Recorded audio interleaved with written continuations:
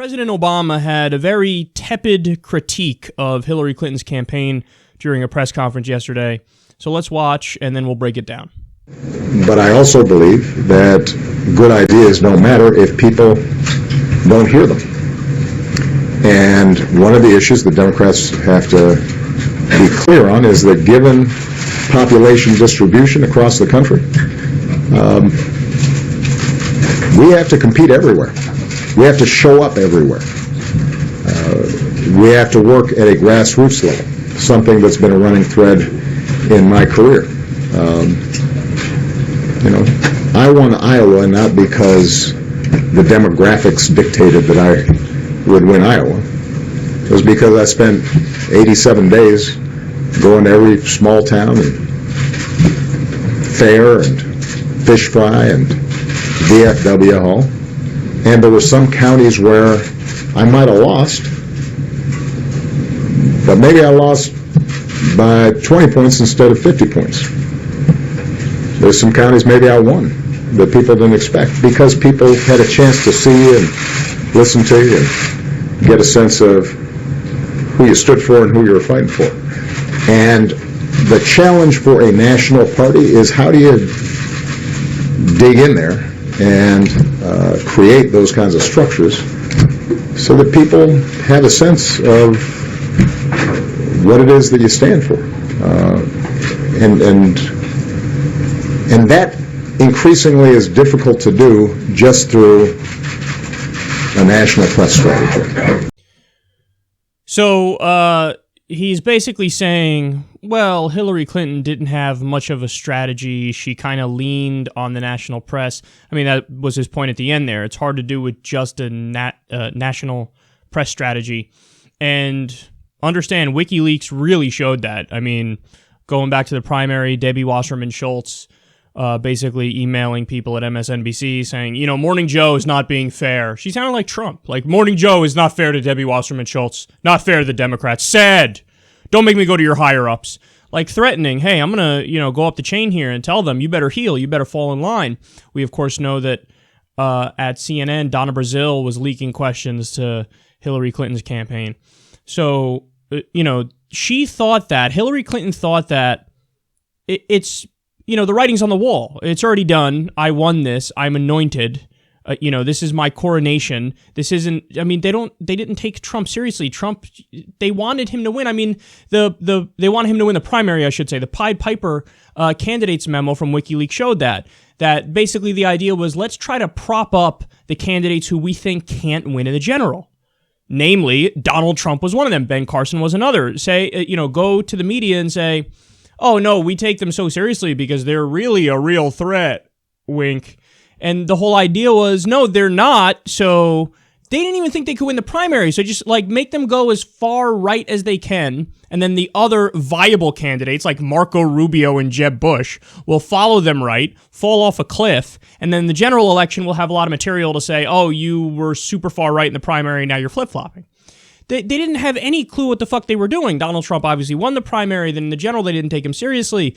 And just look at what Hillary Clinton did. I mean, she was campaigning with LeBron James in Ohio. I get it. Okay, so LeBron James, of course, is big in Ohio for understandable reasons. But it's apples and oranges, Hill. This idea of, well, if you just have King James go out there and wave a magic wand, people of Ohio will go, well, if King James trusts her. No, people are not silly. They know what's going on in their own lives. They know, hey, my uncle lost a factory job and nobody gives a fuck about him. They know that the economy is separate from who their sports heroes are. So it's just a condescending way of running a campaign. I mean, she had every celebrity under the sun. She did a concert with fucking Bruce Springsteen and Katy Perry, and every major newspaper endorsed her. And they thought well, that's good, right?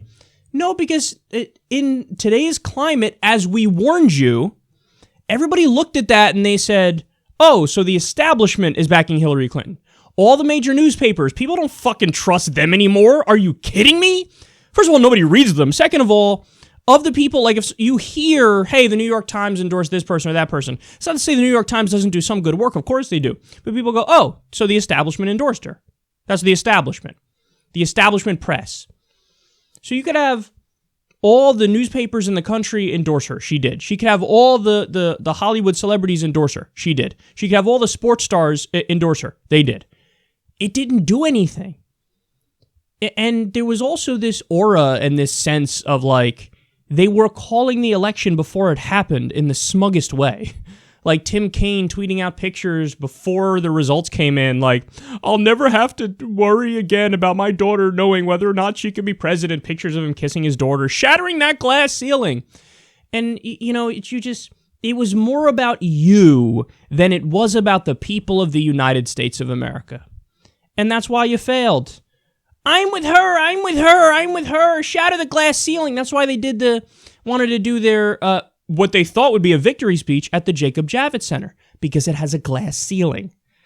So there was this sense of like, well, I mean, it's a fairy tale, right? This is what's happening. No, it's not a fairy tale. Certainly isn't a fairy tale for all the people who lost their factory jobs as a result of NAFTA, which your husband signed and you supported. So when Donald Trump, and that's the other part of this. So Obama said, quote, good ideas don't matter if people don't hear them. She simply got outworked. I mean, nobody talks about this, this angle of it. But Donald Trump basically campaigned nonstop through the entire general election. He went everywhere. Now, that's a hard thing to do, man. I mean, I remember I would, they'd show a part of a rally of his on TV, and I'd be like, damn, this guy is like every 8 minutes he's doing a new speech at some random place in fucking bumblefuck Iowa. And, you look at that and you go, that's doing the groundwork. So I said, and it's still correct, that he didn't have much of a ground game. And when I mean ground game, like, for example, the infrastructure set up to get people to do early voting. Hillary Clinton had that. She had the machine behind her. He didn't have that machine behind her. But what did he do? He worked up genuine enthusiasm because he would go out there himself and give a rally everywhere. He may have been lacking, other aspects of the ground game, but he was doing a rally everywhere. So he campaigned nonstop. He went there and made people feel like, look, I'm fighting for you. I'm the billionaire for the common man, effectively. And Hillary Clinton, she got outworked, and that's why Obama said their good ideas don't matter if people don't hear them. But then the final aspect of this is, and this is the aspect that Obama misses and all the Democrats miss, or all the establishment Democrats miss, is that, guys, I hate to tell it to you, her ideas weren't that great. Like, okay, her ideas were better than Donald Trump's. That's not saying much. And also, his rhetoric on certain issues was better. His rhetoric on TPP, better. His rhetoric sometimes on foreign policy, better. So you have Hillary Clinton, who begrudgingly on some limited issues in just the platform said, okay, I concede to Bernie Sanders. Education plan, something, I'm with you. Anyway, let me go out there and say we're stronger together. We can break down your barriers, and barriers are bad, and America's already great. Everybody went, the establishment, the elites, I can't take it. Now, guys, I want to be clear about something. I'm not going after Hillary Clinton because I personally dislike Hillary Clinton. I'm going after her because she is the death of the Democratic Party if they keep going down this path.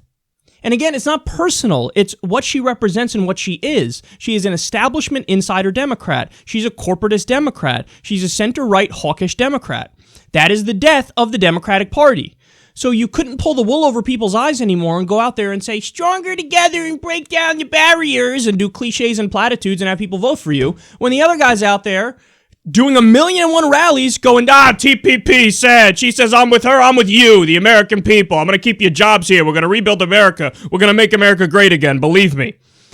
So her ideas just weren't that great, man. Now, she's obviously, in my opinion, far superior on climate change, far superior on the Supreme Court, far superior on her tax plan, far superior on her regulation plan. She didn't want to eliminate the FDA and the EPA. That maniac does. But see, the point is, guess what? I'm making these arguments. Everybody in my audience goes, yeah, you know what, Kyle, you have a point there. She didn't make those arguments. Hillary did not make those arguments. Again, she was out there, stronger together, break down your barriers. Everybody's a sexist and a racist who supports Donald Trump. That you're not winning anybody over. You're not winning anybody over. I would argue to Obama, the ideas that she was pushing on the campaign trail weren't that great because she didn't actually highlight the areas where she's better than Donald Trump. She was the cliches and the platitudes, and we all know about her record and what she had fought for, the negative things in the past, Patriot Act, Iraq War, Syria, still wants to get involved there, deregulation of Wall Street, so on and so forth. So, number one, her ideas weren't even that great. Number two, the ideas were good. She didn't bring it up on the campaign trail. Number three, yeah, she got outworked. So, Obama's being too kind here. This is a very tepid criticism